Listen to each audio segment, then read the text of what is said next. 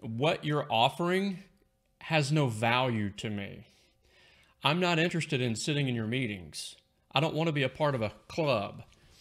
I don't want to sit in a room and have breakfast and talk about things. I want to do things. I want to accomplish things because that's where I am in my personal life. And most of the men's ministries agreed. The older men that I have talked with have all said, yes, that's what we want. But what's being presented is somewhat of a Nehemiah challenge. And let me explain. When Sanballat was coming against Nehemiah to stop the construction of the city, the rebuilding of the city of Jerusalem, the last-ditch effort that Sanballat made was to send somebody, an infiltrator, into the ranks and convince Nehemiah that maybe the best move would be to go inside the church, lock the doors, and let's just talk about the progress. Nehemiah saw this as a trap.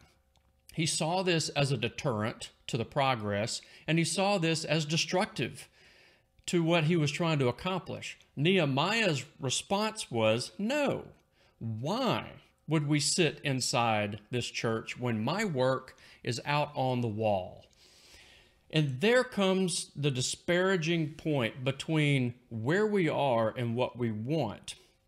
The research that I've been able to do across time has been able to tell us that there are really two phases of a man's life. There's a trophy phase and a busy phase. And the trophy phase is what I would, I guess, best describe as our younger men who are out earning, getting, grabbing, gaining, attaining. And it's in these moments that he is more interested in making the definition of his life of attaining things, grabbing things, getting things, and bringing them back. As we age and as we mature and as wisdom sets in, we learn that the trophies aren't nearly as valuable as the time. So as we get older, we cherish the time spent versus the activity spent. So as a church, we build programs around those who are most influential within our walls. And what most older men want is the trophy, but what they crave is the time. So then we have a group of men in ministry who want to go and get, but find greater value in sitting and talking and discussing.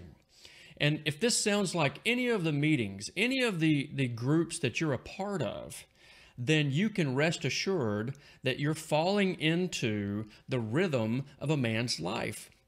The question is, what are you going to do to break out, to move beyond the busy ethic where we sit and talk and discuss, and we gravitate and capitulate over to a trophy ethic of leveraging the desire and the want of these men who are wanting to go and get and to bring back. Most of my encounters with older men, when they say, we want younger men, then my response through the training has been, perfect. So keep doing what you're doing. Embrace who you are and where you are and what it is that you're trying to accomplish. If you want younger men, you and your wisdom need to give them something to go get. And as they go and attain that trophy and bring it back to the group, you pat them on the back, you affirm them, you give them incredible confidence by saying, well done, I am proud of you. And you have no idea the emptiness of a generation who is craving to hear someone of a fatherly influence say, I'm proud of you. I affirm you. Now go do it again for us. They want nothing more than to bring back the prize for the elders. But too often our elders are trying to go and grab the prize when they're not equipped. You've moved beyond that phase. It's time to let go, to sit down and do what it is that God has designed you to do in this phase of your life, and that is to use your wisdom so that you can teach and you can leverage that wisdom so that younger men find more value in the trophies.